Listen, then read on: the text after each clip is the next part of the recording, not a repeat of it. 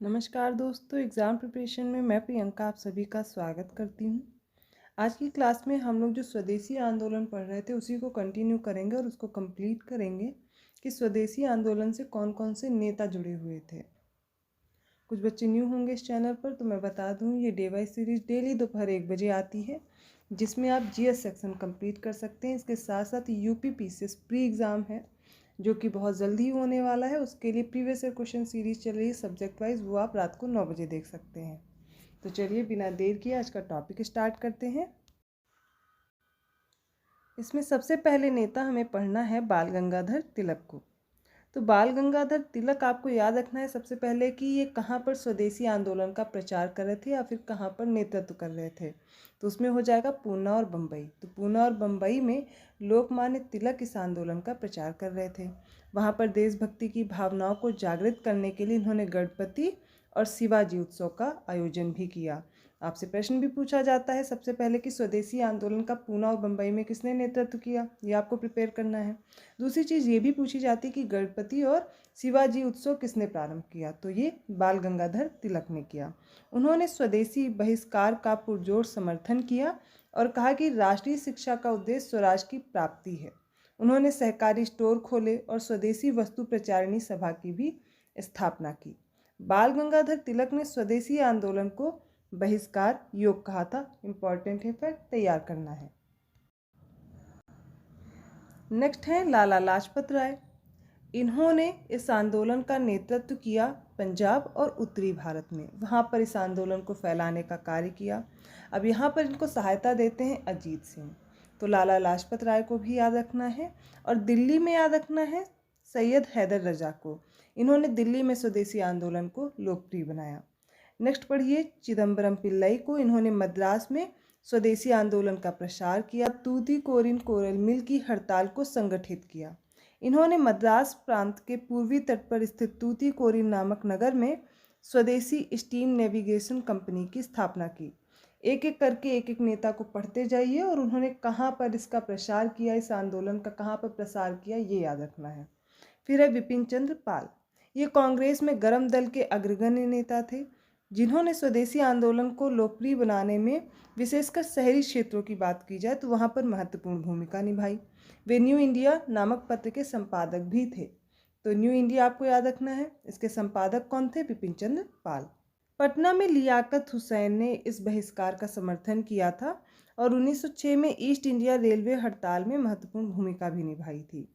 श्याम सुंदर चक्रवर्ती आपको याद रखना है। यह स्वदेशी आंदोलन से संबंधित राजनीतिक नेता थे जिन्होंने हड़तालों के आयोजन में महत्वपूर्ण भूमिका निभाई। नेक्स्ट है रामेंद्र सुंदर त्रिवेदी। इन्होंने बंगाल विभाजन के निर्णय के प्रभावी होने वाली तिथि का विरोध प्रदर्शन हेतु काला दिवस के रूप में मनाने की घोषणा की थी और लोगों से अपील भी की इन्होंने कि इस दिन वे अपने घर में चूल्हा न जलाएं।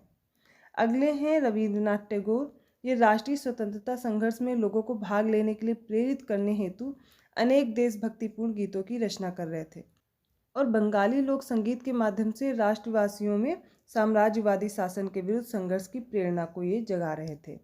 इसके अलावा अरविंदो घोष को आपको पढ़ना है।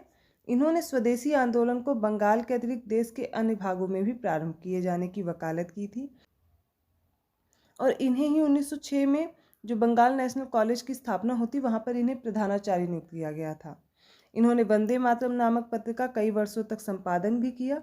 उन्हें जतीन नाथ बनर्जी और बारिंद्र कुमार घोष इन्होंने सहायता प्रदान की और इन्हीं लोगों ने अनुशीलन समिति का प्रबंधन भी किया था। अपने मालिकों को बहुत अधिक अप्रसन्न कर देने के डर से कठोर वचनों को ना कह पाना कांग्रेस की सामान्य कायरता है और ये कहा किसने? ये अरविंदो घोष ने कहा था। 1893 से 94 में अरविंदो घोष ने न्यू लैम्प्स फॉर ओल्ड इस शीर्षक से कई लेख लिखे। इनकी श्रृंखला लिख करके उदारवादी राजनीति की प्रथम व्यवस्थित आलोचना की, जिसमें उन्होंने धीमी संवैधानिक प्रगति पर कांग्रेस के भिखारीपन के रवैये और नरमपंथियों की संतुष्टि की प्रवृत्ति की निंदा की थी। देखिए, जो उग्रवादी थे वो हमेशा यही कहा करते थे कि जो ये कांग्रेस के नरमपंथी लोग हैं ये भिक्षावृत्ति में विश्वास रखते हैं, अर्थात ये मनाते थे, ये कहते थे, तो इनका जो तरीका था ये इन लोग को पसंद नहीं आता था। सुरेंद्र नाथ बनर्जी की अब बात करते हैं। ये उदारवादी विचारधारा के समर्थक राष्ट्रवादी थे, जिन्होंने द बंगाली जैसे पत्रों के माध्यम से सरकार की प्रेस विरोधी नीतियों के विरुद्ध सशक्त आंदोलन चलाया था। अश्विनी कुमार दत्त ये भी इम्पॉर्टेंट हैं। ये एक स्कूल के शिक्षक थे, जिन्होंने स्वदेशी आंदोलन को बढ़ावा देने हेतु स्वदेशी बांधव सभा इसकी स्थापना की और इन्होंने 22 साल के मुस्लिम काश्तकारों द्वारा चलाए गए आंदोलन का भी नेतृत्व किया था। अगले हैं गोपाल कृष्ण गोखले। कांग्रेस का अधिवेशन हुआ था 1905 में बनारस में। वहाँ पर उस अधिवेशन की अध्यक्षता की थी इन्होंने, और इन्होंने भी स्वदेशी आंदोलन का समर्थन किया था। गोखले ने एक अंग्रेजी साप्ताहिक अखबार निकाला था हितवाद नाम से, ये आपको याद रखना है। अब्दुल हालिम गजनवी, इनके बारे में आपको पढ़ना है। पेशे से जमींदार और वकील थे। इन्होंने कई स्वदेशी उद्योगों की स्थापना की थी तथा क्रांतिकारी गतिविधियों को बंगाल से बाहर प्रसारित करने में अरविंद घोष की सहायता भी की थी। अबुल कलाम आज़ाद इनके मुख्य सहयोगी थे। दादा भाई नौरोजी के बारे में पढ़ना। इन्होंने कांग्रेस के जो कलकत्ता अधिवेशन होता है 1906 का, उसकी अध्यक्षता की, जिसमें कांग्रेस ने स्वराज को अपना मुख्य लक्ष्य घोषित किया था। आचार्य पी राय सी, इन्होंने कलकत्ता केमिकल्स की स्थापना की थी तथा स्वदेशी आंदोलन का समर्थन किया था। नेक्स्ट पढ़िए अश्विनी कुमार बनर्जी के बारे में। ये एक स्वदेशी कार्यकर्ता थे।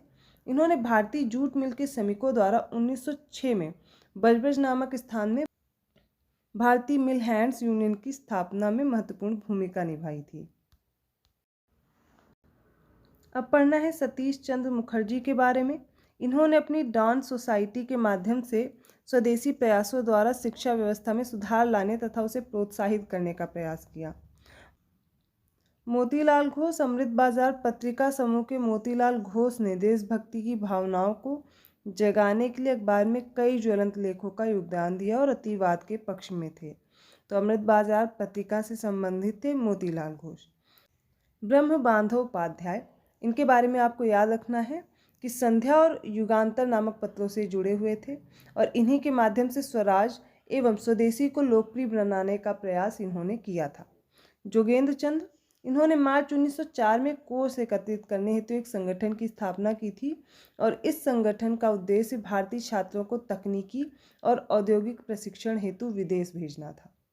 मनीन्द्र नंदी के बारे में जान लीजिए। कासिम बाजार के जमींदार थे और इन्होंने स्वदेशी बढ़ावा देने हेतु अनेक उद्योगों की स्थापना की थी। काली शंकर शुक्ल, ये स्वदेशी आंदोलन के समर्थक में अनेक पैम्पलेट प्रकाशित कर रहे थे तथा नए औद्योगिक वर्ग से आग्रह भी इन्होंने किया कि वे भारतीय हितों के पक्ष पोषण हेतु विशिष्ट प्रकार के व्यवसायों का विकास करते रहें। फिर सुंदरलाल के बारे में पढ़िए। ये उत्तर प्रदेश के एक छात्र नेता थे और कालांतर में इनका रुझान उग्रवाद की ओर हो गया। कुंवर जी मेहता और कल्याणी मेहता, इन्होंने पाटीदार युवक मंडल के माध्यम से अनेक संगठनात्मक कार्य प्रारंभ किए थे। फिर है लाला हरि किशन लाल, इन्होंने ब्रह्म समाज पर आधारित संगठन के माध्यम से पंजाब में स्वदेशी आंदोलन को लोकप्रिय बनाया और इस संगठन ने ट्रिब्यून नामक समाचार पत्र का भी प्रकाशन प्रारंभ किया था। इन्होंने पंजाब नेशनल बैंक की स्थापना भी की थी। इम्पॉर्टेंट है। ओके। मोहम्मद शफ़ी एवं फजल हसन, मोहम्मद शफ़ी और फजल हसन ये दोनों पंजाब के मुस्लिम नेता थे जो रचनात्मक स्वदेशी कार्यक्रम से संबद्ध थे। बी कृष्णा स्वामी अय्यर, ये मद्रास प्रेसिडेंसी के मायलापुर ग्रुप के प्रमुख सदस्य थे। ये भी इस आंदोलन से जुड़े हुए थे। जी सुब्रमण्यम अय्यर, टी प्रकाशम एवं एम कृष्णा राव, इनके बारे में कौन नहीं जानता। ये दक्षिण के प्रमुख नेताओं में से एक थे, किंतु वी के अय्यर से इनके तीव्र मतभेद भी थे। टी प्रकाशम कृष्ण राव ने मिलकर के 1904 में मसूलीपट्टनम में किस्तना पत्रिका का भी प्रकाशन प्रारंभ किया था। सुब्रमण्यम भारती ये एक प्रख्यात कवि और तमिल क्रांतिकारी समूह के सदस्य थे।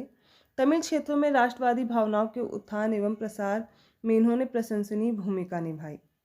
प्रभात कुसुम राय चौधरी, अपूर्व कुमार घोष, ये दोनों पेशे से वकील थे और मजदूरों को संगठित करने में इन्होंने बहुत ही महत्वपूर्ण भूमिका निभाई थी। प्रेमतोष बोस एक प्रकार से प्रमुख मजदूर नेता थे। हेमचंद कानूनगो, इनकी गणना देश के प्रथम क्रांतिकारी नेताओं में होती है। आतंकवादी गतिविधियों के प्रशिक्षण हेतु ये पेरिस भी गए थे।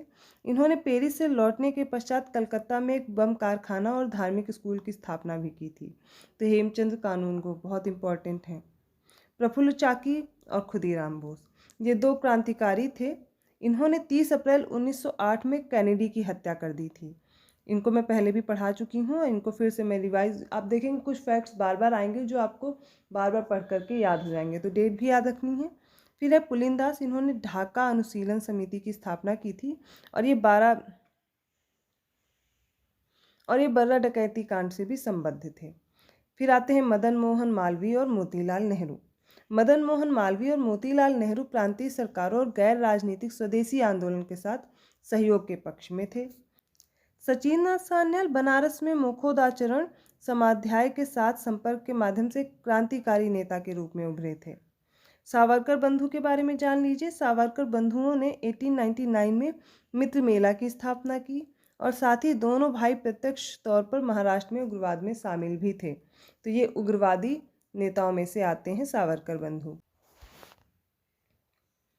तो यहाँ पर हम लोगों ने स्वदेशी आंदोलन से रिलेटेड जितने भी इम्पोर्टेंट क्रांतिकारी रहे या फिर नेता रहे उन सब के बारे में पढ़ा। और यहाँ पर आपको याद ये रखना है कि किस जगह से किस नेता ने नेतृत्व किया, सबसे पहले तो ये याद रखना है। कौन सी पत्रिका से संबंधित रहे ये जानना है। और जो इम्पोर्टेंट फैक्ट्स मैंने इस लिस्ट में आपको बताया, वो जो भी फैक्ट्स अभी तक इसमें आपको नहीं पता है इस वीडियो में, वो आप एक जगह लिखना शुरू कर दीजिए। डेली मैं एक क्लास देती हूँ, आप इस क्लास में काम करेंगे। जो टॉपिक आप पढ़ रहे हैं ठीक है, जो आपको आता है वो अच्छी बात है, रिवाइज हो रहा है। जो फैक्ट्स नहीं आते हैं उनको एक पास लिखना शुरू कीजिए और एग्ज़ाम टाइम तक आप देखेंगे वो कंटेंट आपके पास प्रिपेयर हो जाएगा कि वहाँ से आपकी गलती नहीं होगी। इस तरीके से नोट्स बनाइए, बार बार इन चीज़ों को पढ़िए। और मैं कोशिश करती हूँ आपको वो टॉपिक पहले कराऊँ जहाँ से प्रश्न पूछे जा सकते हैं। तो यहाँ पर आपने जो भी पढ़ा है वो आपके एग्ज़ाम पॉइंट ऑफ व्यू से बहुत इंपॉर्टेंट है। प्रीवियस ईयर क्वेश्चन भी सॉल्व करते रहिए, आपको एक आइडिया लग जाएगा कि कैसे क्वेश्चंस आपके एग्जाम में आते हैं। पैटर्न को समझिए, कैसे प्रश्न पूछे जा रहे हैं। अब नए ट्रेंड के अनुसार पढ़ना शुरू कीजिए। तो जो भी छोटे छोटे फैक्ट्स जो अभी तक आपको लगते थे नहीं ये इंपॉर्टेंट नहीं है, ऐसा कुछ नहीं है। आप जो भी कंटेंट पढ़ रहे हैं पूरा आपके लिए इंपॉर्टेंट है, कहीं से भी स्टेटमेंट बन सकता है। तो अगर वीडियो अच्छा लगा प्लीज़ लाइक कीजिए, चैनल को सब्सक्राइब कीजिए और लोगों को शेयर करते रहिए। ऐसी ही और वीडियोज़ के नोटिफिकेशन के लिए आपको बेल आइकन प्रेस करना है। मैं मिलती हूँ नेक्स्ट वीडियो में, तब तक के लिए धन्यवाद।